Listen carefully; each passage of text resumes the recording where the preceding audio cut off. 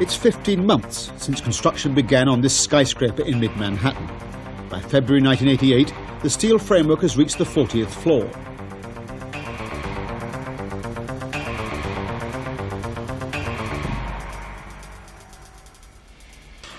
The ironworkers have managed to erect almost one floor a week, and they're now working at a height of about 500 feet.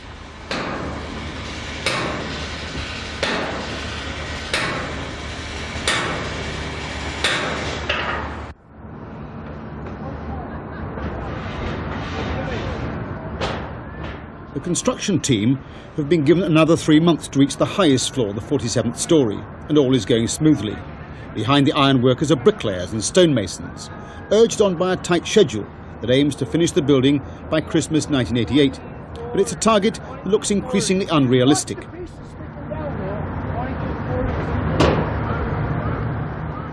This is how the architect has designed the skyscraper, Worldwide Plaza. But underneath the brick and stone facade, he's drawn a steel structure that has to be erected quickly and efficiently in all weathers. I've always felt that the best training for an architect is to go out in his summers as he's studying and be a contractor and swing the hammer and lift the bales of shingles or whatever it is to learn the problems that those people deal with every day. It is so easy to draw a detail of an overhead reverse weld in the sky, and it's virtually impossible to do.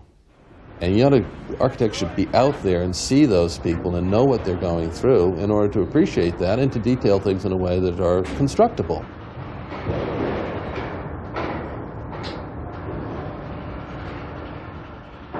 The task facing the ironworkers this morning is to fill in this corner of the steel framework 2 stories high.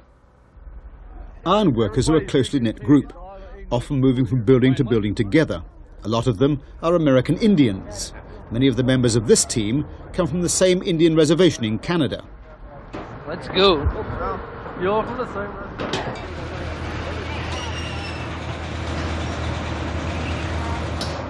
Each man in the team has a different role, and they swing into a smoothly choreographed routine as the morning's work begins.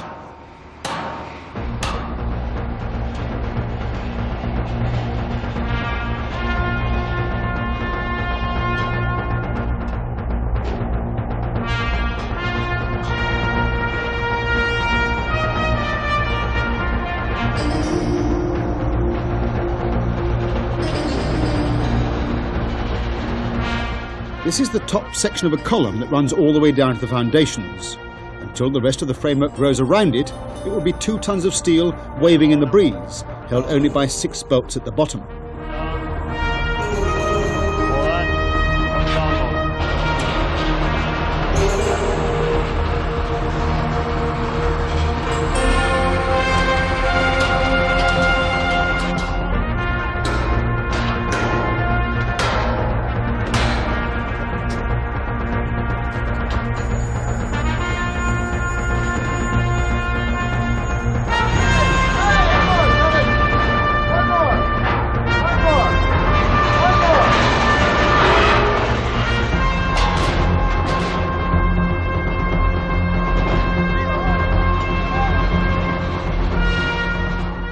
The framework starts to become less precarious once the beams are fixed across between the columns.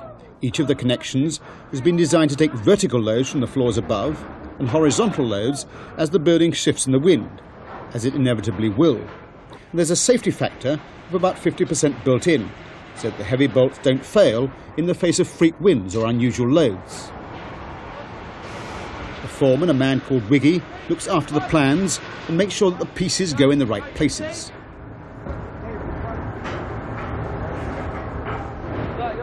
But today there's a snag. The ironworkers have to cut an inch or so off the end of a beam with an oxyacetylene torch because it left the factory in Texas the wrong length.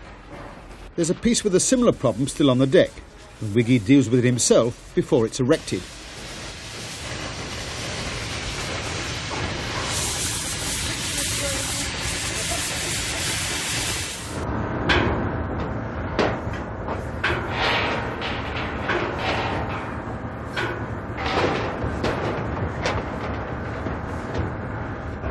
There's an ease and a fluency about the ironworkers' movements as they move in an orchestrated way across the floor, connecting one piece to another, fearless of the fact that they're working at 500 feet. Normally they consider the ironworker a breed all of their own. You know, they're working in the heights, in the elements. It takes a certain type of person that's willing to do this. You know, there is danger from 8 o'clock in the morning to 4 o'clock in the afternoon.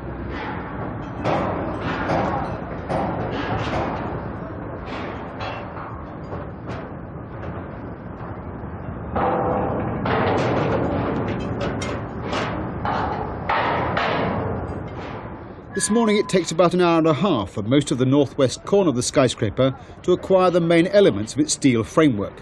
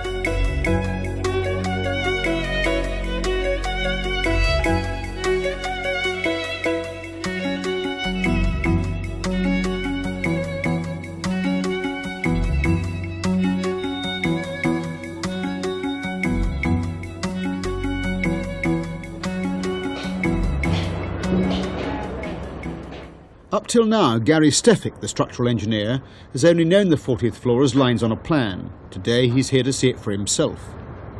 Now, this is a very good stage because now there's enough of what you have done back in hard steel and concrete that you can come out and get a feel for what you have designed. It's nice being out here at the top of the building, see the city from this height, and makes you feel like you actually have accomplished something.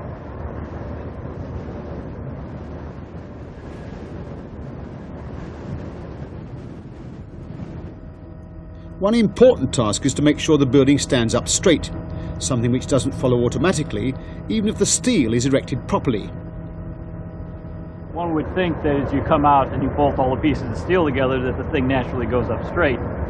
But of course, there are tolerances in the construction to allow them some flexibility to bring it in to plumbness. Plumbness meaning it being vertical. If the building weren't straight, you'd end up with trouble, particularly in elevators, because elevators want to run straight and they don't jog very well. This floor was erected a couple of days ago, and now it's ready to be plumbed up. Each of these columns is likely to be a fraction of an inch out of the vertical. The first task is to find out by how much. One of the plumbers up looks through a theodolite at a ruler held against the top of the column on the floor above. Through his viewfinder, he sees a magnified view of the ruler, revealing that the beam is a quarter of an inch or so out of the vertical. Another member of the team gradually tightens a steel cable, linking the top of the column with the rest of the structure, until the surveyor sees that it's on target. The team go from column to column all round the building, pulling or hammering each column into an upright position.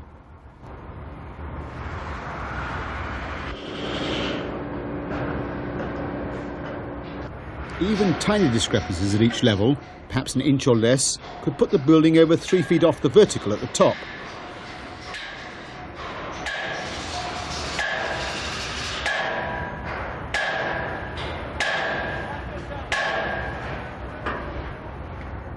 Once all the columns are truly vertical, the bolters up tighten every single bolt to full strength to lock the framework into its final position.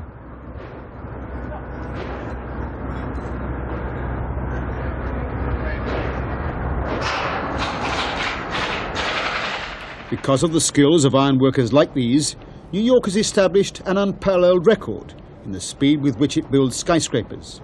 Decades of building upwards on scarce areas of land have produced a workforce like these men, pressured by schedule and budget to complete their task as quickly as possible and then move on.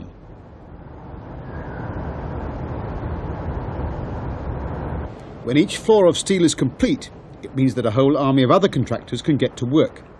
After the beams are covered with steel decking, the whole steel structure is sprayed with fireproofing. Although steel doesn't actually burn, it could become lethal in a fire, melting and dripping down onto more flammable parts of the building. Fireproofing insulates the steel for 2 hours or more from the effects of high temperature.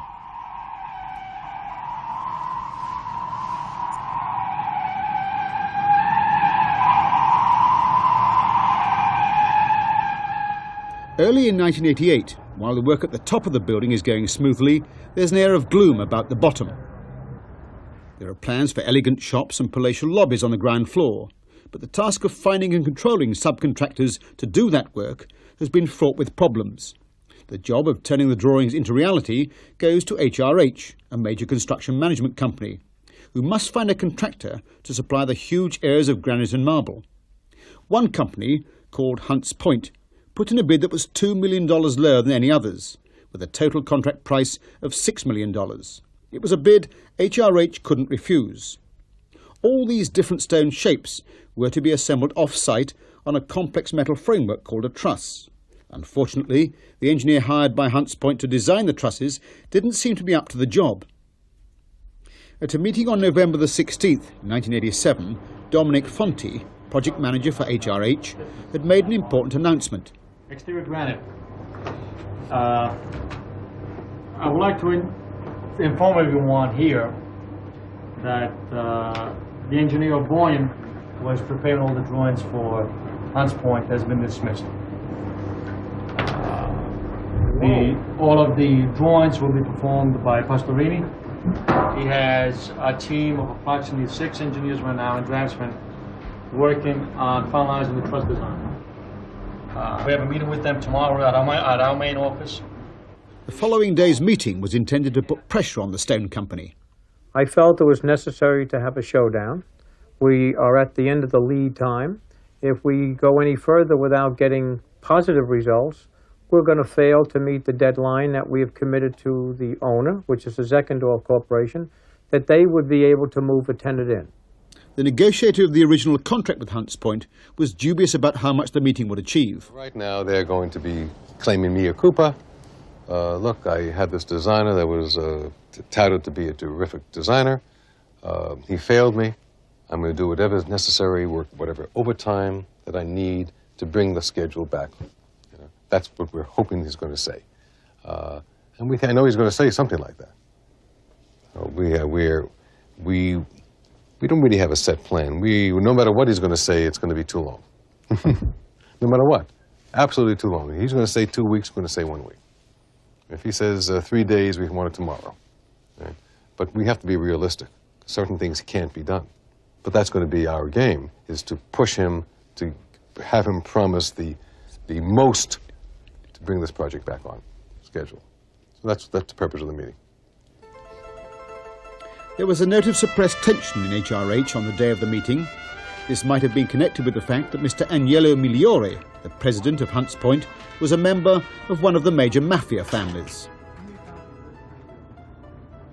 After the meeting, held behind closed doors, the HRH people tried to put on a brave face about the outcome. It was a sedate, quiet meeting, but it was pretty firm on both sides because we just had to make it clear that, you know, the time has run out. There's no more alibis, there's no more excuses, you're not producing. And I actually went so far as to say, you know, either produce or tell us you're not, and we'll go get somebody else. As bad as it is, I would rather do that than to continue on with the loser. But that was why we didn't want to just take Mr. Migliore's word. We've done it many times before, and it seemed that things would fall through the crack. Mightn't have been his fault. Maybe it was the engineering or something else. HRH were in a difficult situation if things continued to go wrong. The stone business in New York is made up of a small number of companies, and there were reasons why giving someone else the job might not be a very good idea. Oh, I could get somebody else. but it would be, in a way, disastrous. And I'm sure that was on his mind, and it probably cost us a lot more money and might delay the whole thing. So sometimes you have to make a business decision. Do you go with the horse you're on now, or do you go look for another ride? I might find that even though there's 2 or 3 others that might, I think, be able to do the job, would say, thank you, I'm too busy, only because they owe an allegiance to this guy. So then where am I? I might have to go back to this guy, and then it's a different ballgame. Then I'm completely subservient. Migliore's health was bad during the stone contract, and there were legal matters as well, a mafia trial that took up a lot of his time. It would perhaps have been surprising if he had been able to give the job the concentration it deserved. With the summit meeting behind them, the centre of everyone's interest moves to Italy, where the stone is allegedly being prepared. In January 1988, a scouting party is organised to visit the stoneworks near Venice to see for themselves how much work has actually been done. My bag.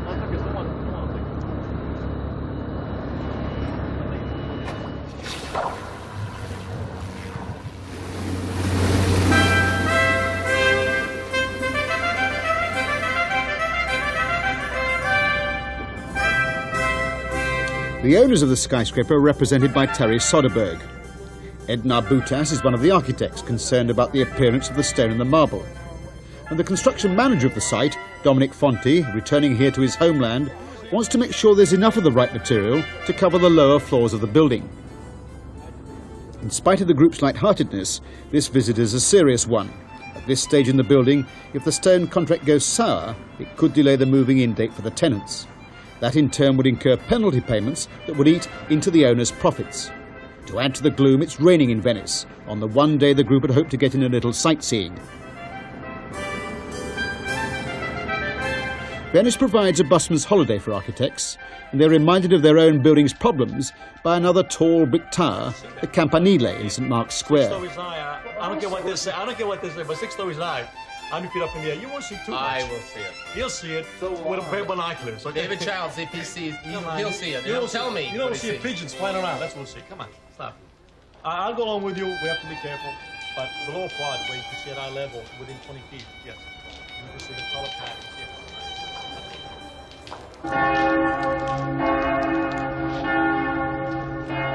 yes. Each of the three has different objectives for this trip.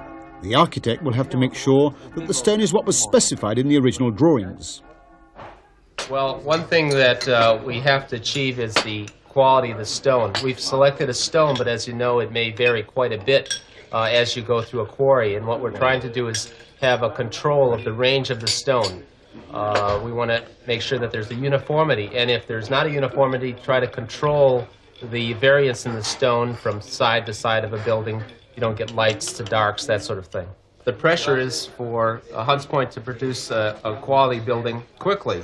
And part of why we're here is not only to review the stone, but to make sure that there's progress, and there's progress in such a way that we as the architects can safeguard the quality of the construction in the project. Well, you know, like quality's fine, and you pushing the schedule's fine, but one, you've already cost me a $5 million LC, which we aren't going to be able to produce on, and my interest carries $3.3 million a month.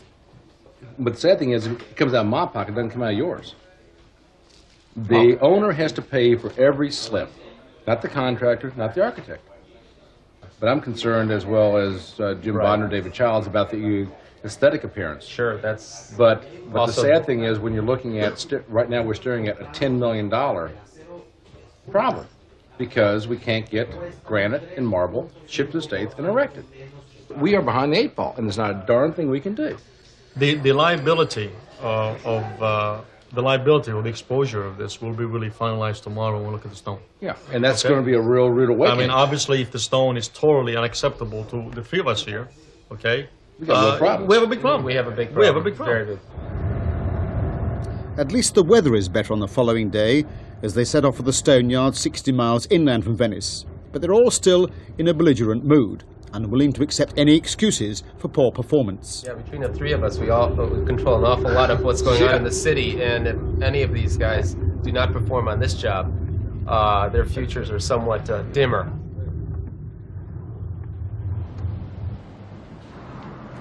At the marble yard, the group meets the masons and asks to see samples of the 4 different marbles that have been chosen for the lobbies, arcade and washrooms.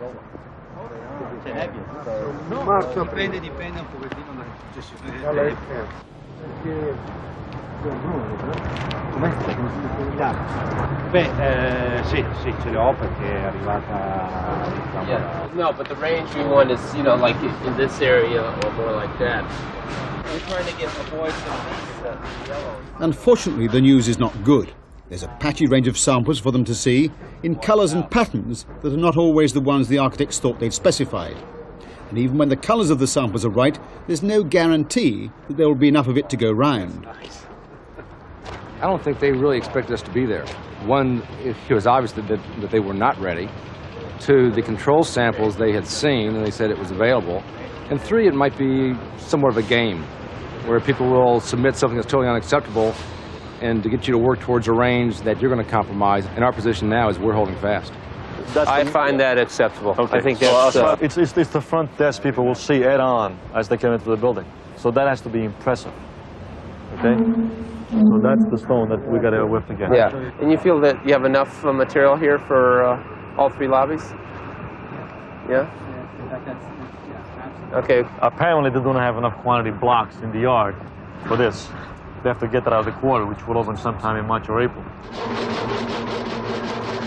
Marble men are fond of telling you that marble is made by God, and that it's unreasonable to expect too much consistency of quality, colour or pattern. No one can tell from outside a block of marble what colours and patterns it will have when the slab is sawn open.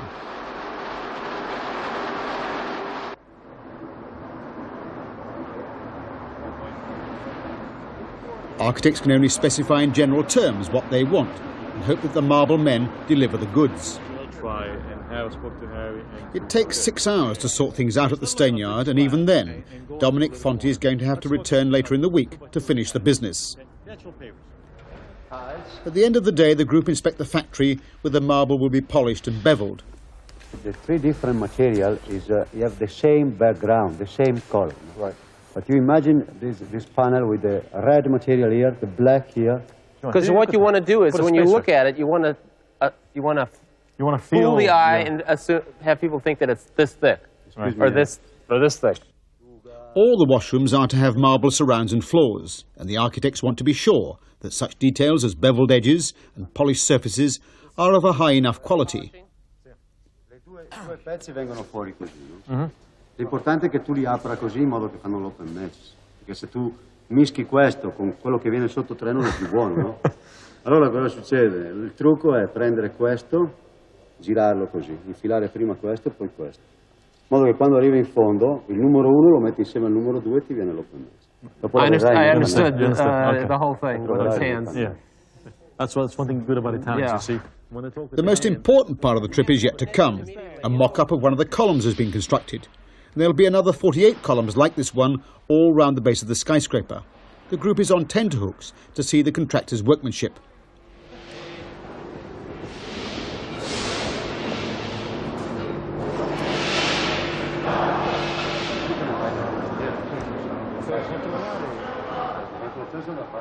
It was quite a milestone. It's been years, as a matter of fact, since we started the project, and finally you're seeing something that's been on paper for so long, and you finally see it in reality, and it's quite a pleasure to see it. I'm happy with what I'm seeing with the stone that I saw. It's a little bit different than what the control sample is, but the effect is still what we're after. This was made by Moore. Scusi, se vuoi spostare questo qui indietro.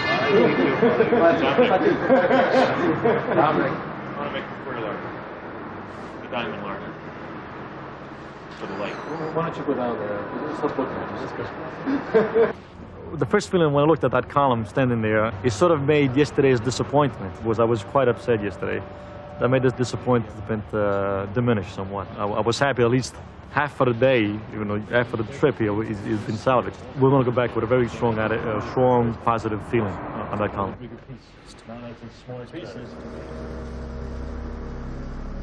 As a finale to the trip, the group visits a nearby marble quarry.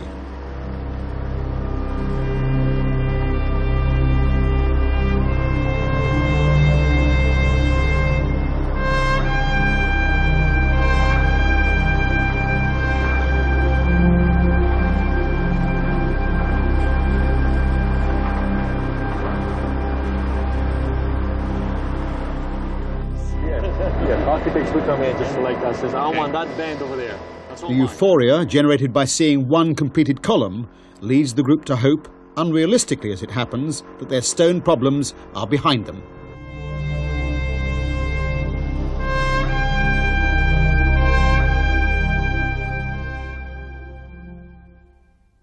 In early 1988, the skyscraper is a maelstrom of simultaneous activities as 20 or more different trades work on the site.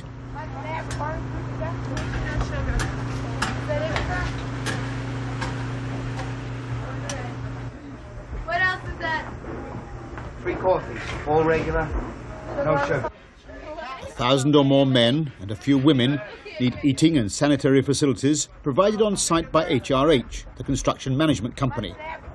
Definition or sugar? Is that it with that? Could you just hold that for a second? 1 second. Patrick, do me a favor. What? They make a good salary, and they know what they have to do. I mean, a lot of the guys are not super intelligent. We don't have college graduates in every trade working. So they know they've got to stay with what they do for the salary that they make. So they've got to do a damn good job. You know, they could be replaced immediately on a minute's notice. So more or less, they drive a little harder than someone working in an office, you know, looking out the window nice with their little attaché case, not worried about anything, answering the phone, calling the butcher, calling the baker, making orders, you know. They've got to be a little more secure. That's where the union comes in, gives them the security that they're doing. One craft in particular, the bricklayers, are starting on the task that will most determine the final appearance of the building. Outside the steel framework will be the curtain wall, the public face of the skyscraper. And it's the job of the bricklayers to make it look good. They start with a wall of concrete blocks, heavy work for the masons. The brick, you can lay 1,000 brick and you feel great. You lay 1,000 of these things, birth control blocks. You don't go home and make babies, you go home and sleep. It's a wall that requires accurate alignment for 200 feet. The line can never be crooked. That's why your cornerman is very important. You had a bad cornerman, you'll have a bad wall. He's a cornerman, I'm a cornerman, this gentleman right here is a cornerman. We're all qualified to be called cornermen.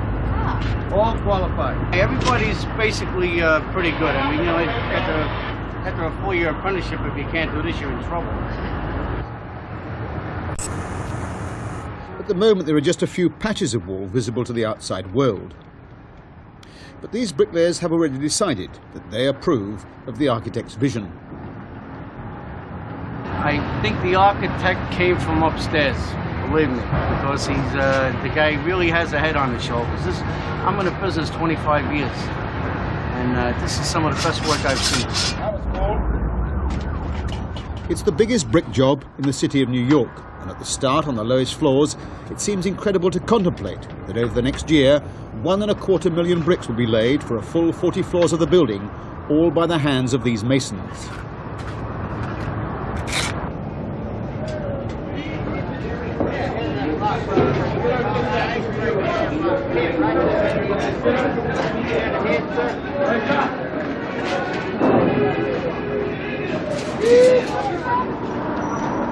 In May 1988, the building is at a halfway point in its construction. With so much work going on, money is flowing at a fast rate out of the developers' bank accounts. Each week there's a meeting at which the owner's representative in charge of construction, Jack Schuster, hears more bad news about the budget and the schedule. There are regular reports on how the individual subcontractors are doing. And it takes an intimate knowledge of architecture, engineering and construction to spot the problems in time to do something about them. Not their money, okay? It's $70,000. I've never in my life... Lewin sat there and said, we don't need this, we don't need It's that. becoming increasingly difficult to stick to the original budget, drawn up 2 years before by the architects and the construction managers. Okay. I've never seen ductwork with straps 12 inches on center. I've never seen it in my life. The budget is usually prepared on a schematic preliminary set of drawings. And then when the project has a go situation and the budget has been fixed and it's gone to the bank, the architect and the engineer start really putting a hard pencil to it. That's when the cheese gets a little binding. Because that's when the extras start coming in and the developer finds out what the cost of that project really is. Most developers are sophisticated enough to know that they were being kidded up front, but to what extent is the question. But I believe the issue is resolved, and... the issue isn't resolved. Yes, it is. The issue has been defined. It's defined, the dollars have not been The issue has been defined, not resolved. Our position hasn't changed one iota. Okay? Understand Our that. position is the same as yours. I doubt it. Okay? We will give Unfortunately, HRH is getting some of the blame for kidding the developer. And Fonte is the focus of those complaints. He feels unfairly. And some of the items, once fully developed drawings came out, we realized, well, you know, it's a little bit different. You know, it's a little more complicated than we thought. So as a result, certain things became much more expensive. I mean, there have been a lot of changes to this project. They have not altered the appearance of the building in one iota, in my mind. Yes, we have made some mistakes. I mean, we're all humans, okay? We may have forgotten one or two items which we should have included. Okay, well, you know, I'm sorry, you know, we made a mistake. But to try to put the entire cost overrun at HOH's feet is totally incorrect, and there's no basis for it. But hey, fella, you know, I'm sorry, you know, stop your architect from revising his drawings and sending the drawings out. There's one other factor that's putting pressure on everyone at today's meeting. The delays in the work on the ground floors mean that the main tenant, Ogilvy and Mather, may not be able to move in on the date they'd been promised. If they can't, they can ask the owner for penalty payments in compensation, and that can mean big money. At the moment, the target moving-in date is 9 months away. But the whole issue is complicated by the fact that the tenants also want changes to the building. It's over $100,000. You willing to pay for it? I'm not paying for it. The tenant's paying for it. I gotta tell them. It's $110,000. That's the price. Meanwhile, Ogilvy and Mather are taking small groups of employees to a dusty warehouse in another part of the town.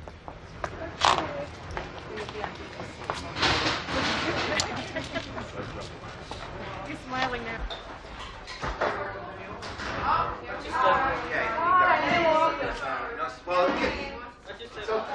O&M are taking 600,000 square feet of space in Worldwide Plaza, and they're putting a lot of effort into persuading their staff what a wonderful place the building will be to work in. Is there anybody in there? I'll get the key. I get it. Got it. In here is a vision of how the offices will look when they're completed. This mock-up has cost O&M over $40,000, but it helps to overcome some of the employees' doubts about the move. And what you're seeing is the actual size and the actual lighting. The only thing we have really is light. We can continue on. In all the conference room, you will have a 35mm slides, a roll-down screen. There will be your VCRs and your monitors, and there will be an overhead projector.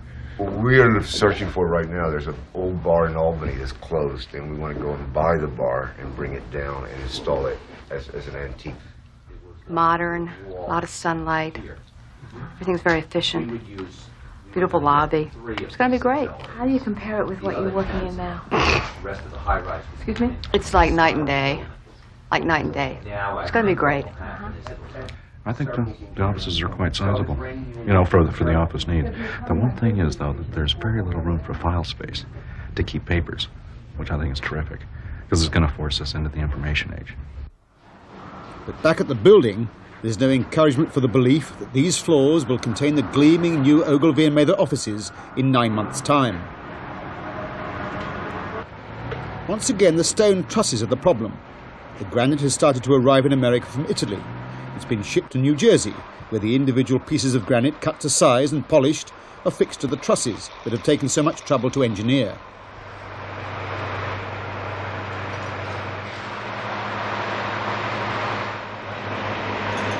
The first few trusses have already left this assembly line and been installed on the building, but the architects aren't at all happy with the end result. When the stone-clad trusses arrived last week, we were a little bit surprised at the state of what they were. We've always envisioned, and I think everybody on the team, from HRH, us, and the way that shop drawings have been coming through, we envisioned a panel that was fabricated under a more controlled environment of a shop that was off-site someplace. And all the components are going to be put on the ground, easily accessed. Now, the panels that are arriving have maybe half the stone panels and really none of the other components such as the insulation or the vapor barrier or the flashing. So from a shop fabricated system, it's becoming a field set condition. Obviously, it's more difficult to maintain the quality control because now you're erecting on the side of the building, on scaffolding, instead of on the ground. So that kind of causes some concern on our part, and I'm sure on HRH's part, about whether they can get all the components to work, properly when it's all going together.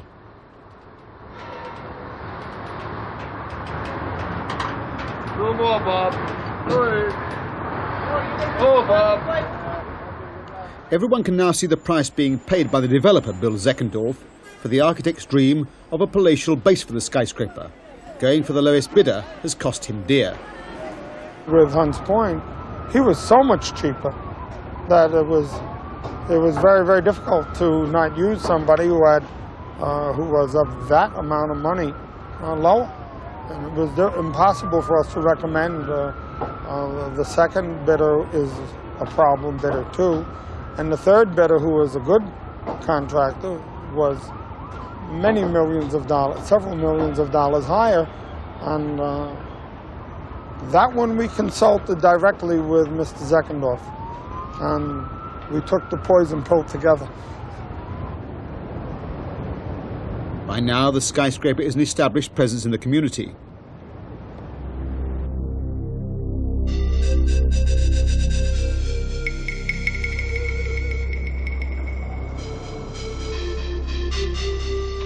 Over the road from the site, some ceramic gargoyles, picked up at the local craft fair, have been installed by the neighbours to scare developers. Unfortunately, they don't seem to have done their job very well.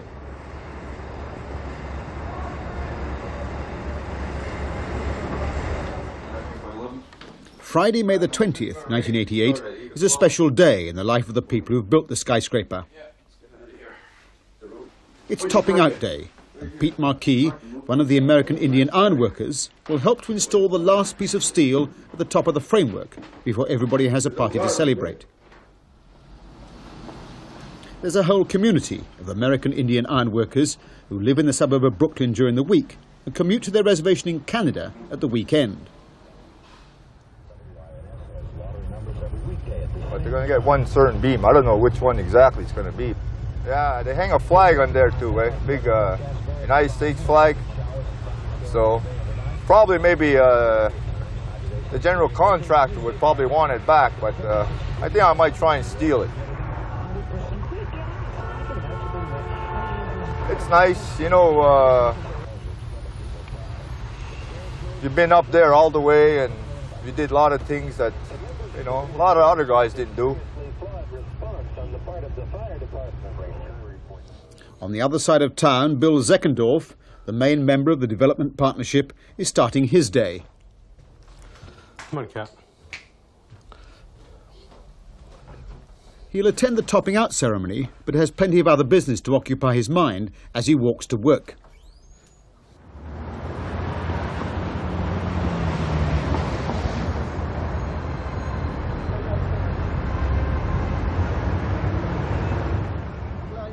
The first item on his agenda is to be a regular update on the schedule and budget from Terry Soderberg and Jack Schuster. For a man not given to expressions of emotion, today's meeting is to bring him some distressing news about delays in the moving-in date for Ogilvy and Mather.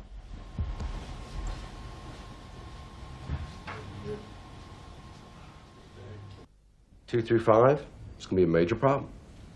No matter what we do, we're working weekends. Like this weekend, we got the city to allow 2 12-hour shifts. There's not enough money or hours or anything we can throw at it to get two through 5 totally enclosed per the lease. That's just terrible. That's terrible. The problem goes way back. It doesn't start last week. Oh, no. We can control everything that we can control here in the United States. The drywall is controllable. The electrician was controllable. All of those trades were controllable. We couldn't control the Italian stone, and we couldn't control the Canadian precast. They're massive jobs. They're very difficult, complicated jobs, and we lost control of it. How much will this delay the Ogilvy?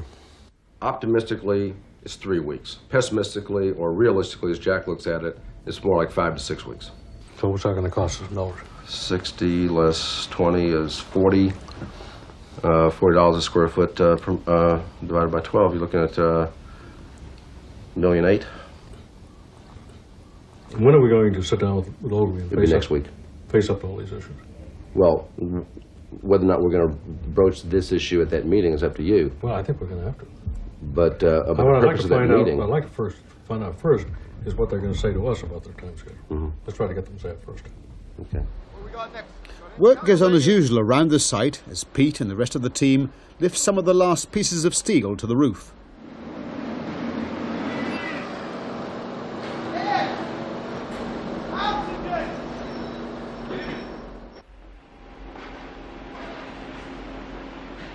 On the 6th floor of the skyscraper, Dominic Fonte's colleagues prepare an area for the party.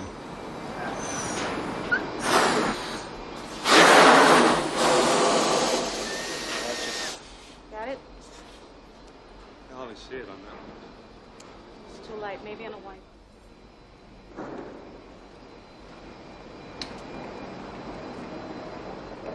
The one person unaffected by the topping out party is Bill Zeckendorf himself, en route for a partner's lunch.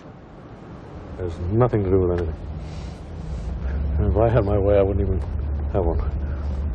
It really is for the workers. That's where it started.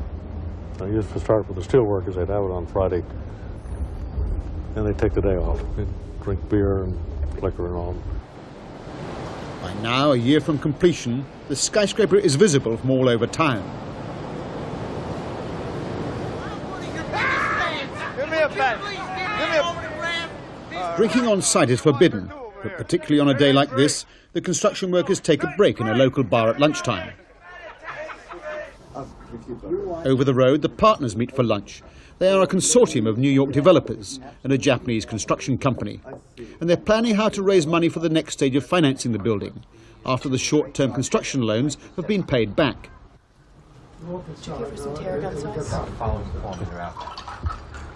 This is a tried and true method of financing these buildings. O&Y has done this in all the downtown buildings. The Milstein Group, another large developer, Leonard Stern just did his on Madison Avenue.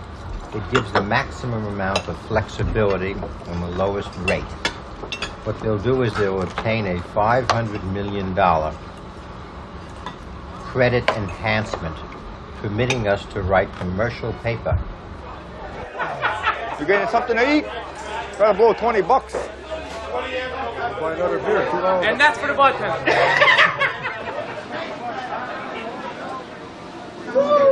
Is that really Pete Marquis? I gotta get his autograph.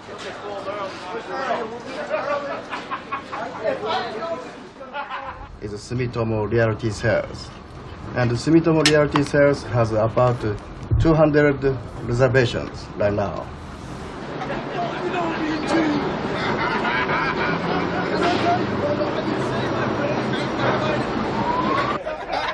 After their lunch, the team of iron workers heads for the roof to await the last piece of steel.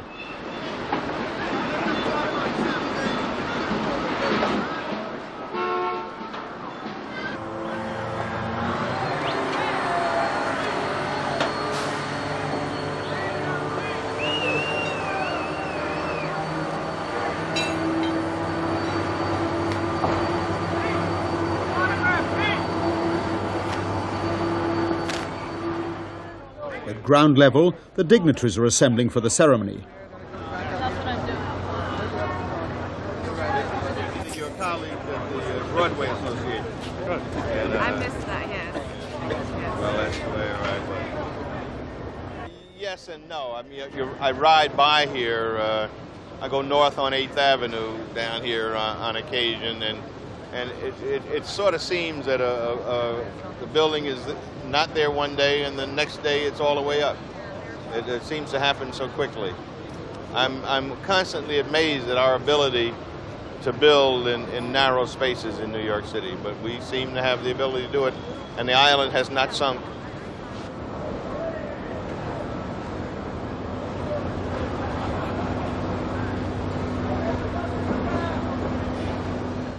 Because the skyscraper is built on the site of a famous sports stadium, the ceremony will be performed by Willis Reed, a famous basketball player, a man Dominic Fonte looks up to, literally. 73, that's it. Yeah, that was the one where we had to beat Boston in Boston. Right. 7 game on Sunday afternoon. Exactly right.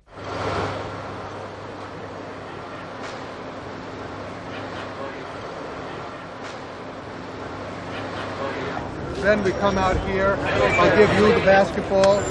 You'll be wearing a little hat that says Worldwide Plaza, if you will.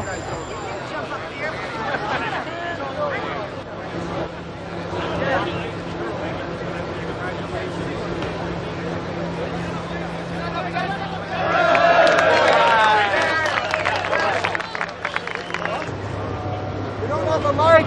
Mr. Zeckendorf would just like to welcome you. Okay, welcome everybody. We're into the project, I'm told, 3.5 years now, and 1 year to go. Thank all the construction people, thank all the architects, all my partners, all the people putting the money up, all our tenants, other tenants.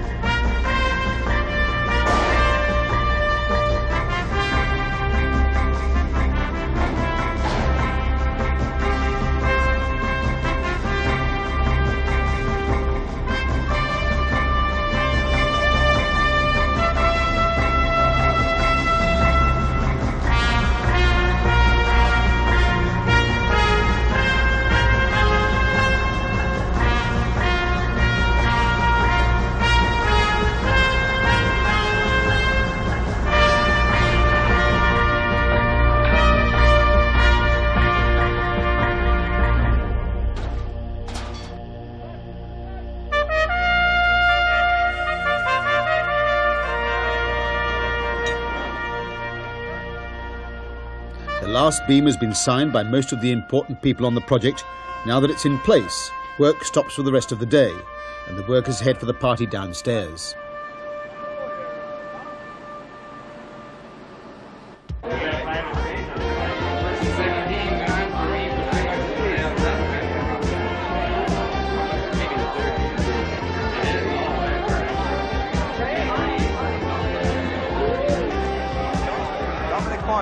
Okay. You've seen me? No. You haven't seen me? I tell you the truth, I never did. You've never seen me? No. I've seen you. Where did you see me? On the street, on the building, Yeah, on the yeah. floor, on the truck, off Okay. the truck. All right. Hoisting. Yeah. Well, I have no time to look around.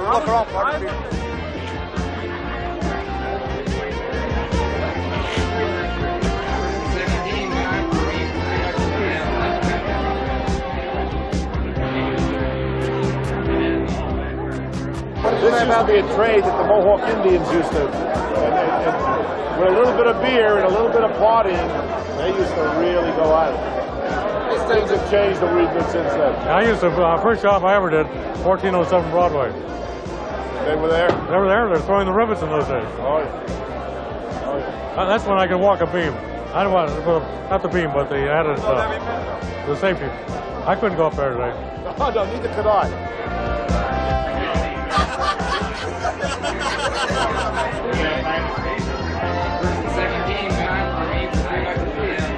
Zeckendorf's dissatisfaction with HRH's control of the schedule and budget leads him to discuss other construction companies with Jack Schuster. So I think we're going to talk to Turner, and we'll talk to Tishman, and maybe George Heim. We'll talk all around. There's no point in... No, not at this point. No. But whoever you do, you'll split. But in spite of all the problems and delays, everyone has some reason to celebrate. They've achieved an everyday technological marvel. It's only 18 months since this place was an asphalt car park. Now it's a steel framework 600 feet high, with 40-odd vast floors waiting to be turned into offices. And it's been achieved more speedily than anywhere else in the world, thanks to these New York construction workers. But the man behind the building doesn't really like this kind of party, and he heads back to the office. He still has to face the fact that there's a year or more of construction ahead, with the stonework continuing to present old problems and the roof bringing new ones.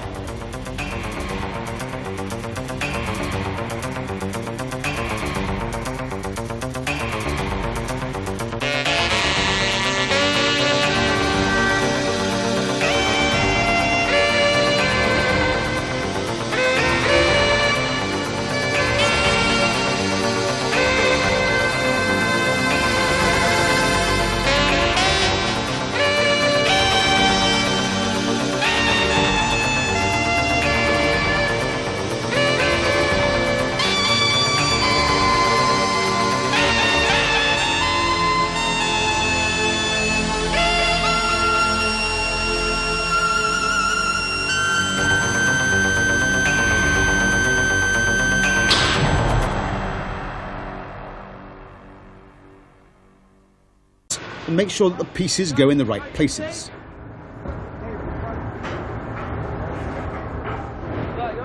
But today there's a snag. The ironworkers have to cut an inch or so off the end of a beam with an oxyacetylene torch because it left the factory in Texas the wrong length. There's a piece with a similar problem still on the deck, and Wiggy deals with it himself before it's erected.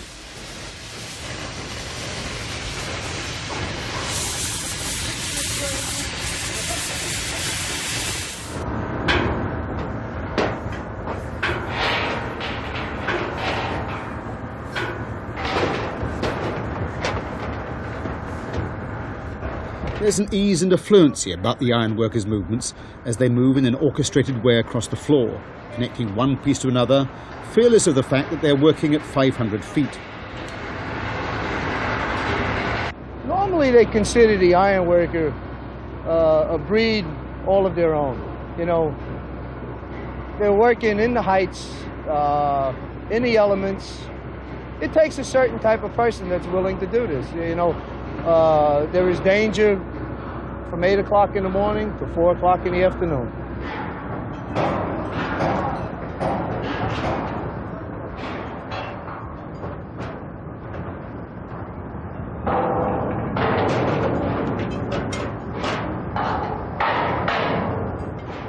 This morning it takes about an hour and a half for most of the northwest corner of the skyscraper to acquire the main elements of its steel framework.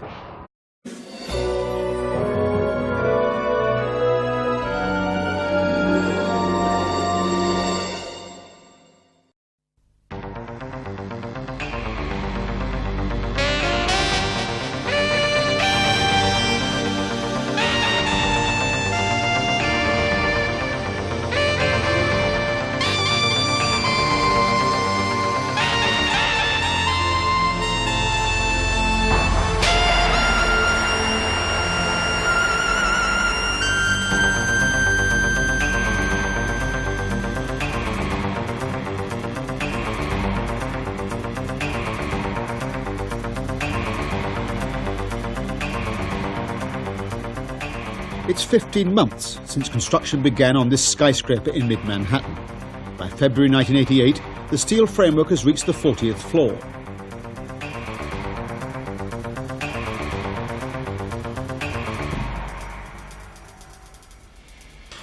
The ironworkers have managed to erect almost one floor a week, and they're now working at a height of about 500 feet.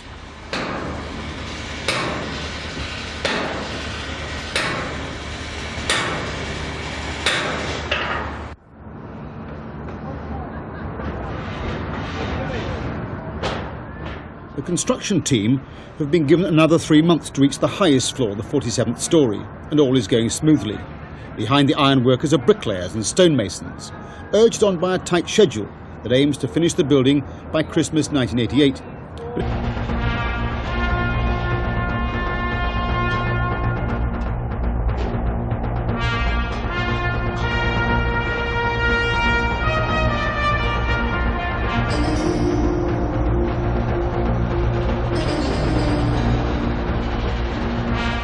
This is the top section of a column that runs all the way down to the foundations. Until the rest of the framework grows around it, it will be 2 tons of steel waving in the breeze, held only by 6 bolts at the bottom.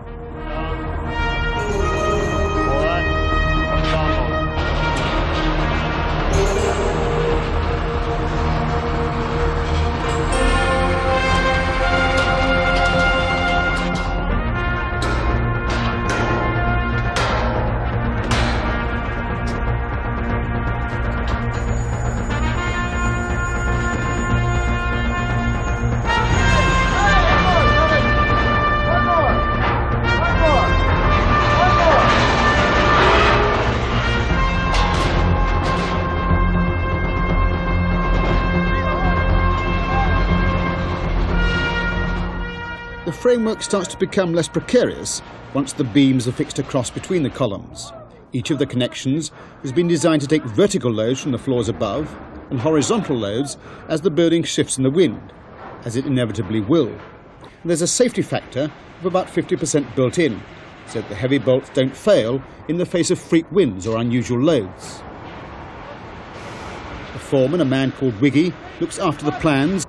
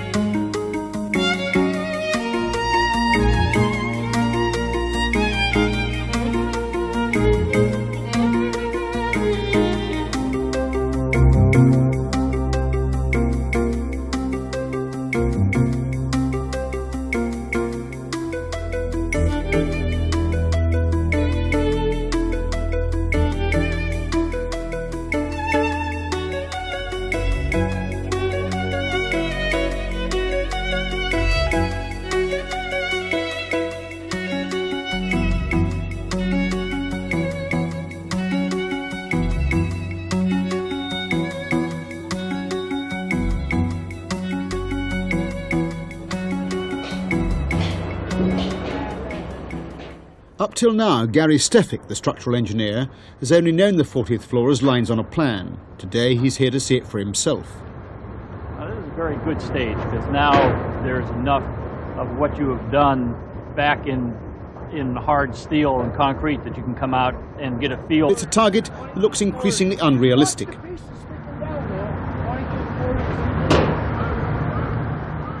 This is how the architect has designed the skyscraper, Worldwide Plaza. But underneath the brick and stone facade, he's drawn a steel structure that has to be erected quickly and efficiently in all weathers. I've always felt that the best training for an architect is to go out in his summers as he's studying and be a contractor and swing the hammer and lift the bales of shingles or whatever it is to learn the problems that those people deal with every day. It is so easy to draw a detail of an overhead reverse weld in the sky, and it's virtually impossible to do. And the architect should be out there and see those people and know what they're going through in order to appreciate that and to detail things in a way that are constructible.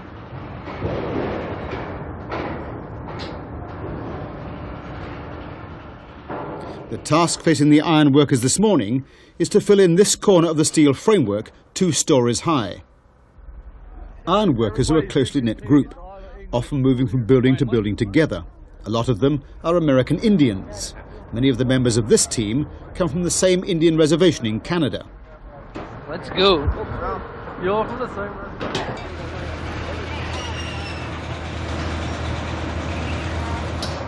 Each man in the team has a different role, and they swing into a smoothly choreographed routine as the morning's work begins.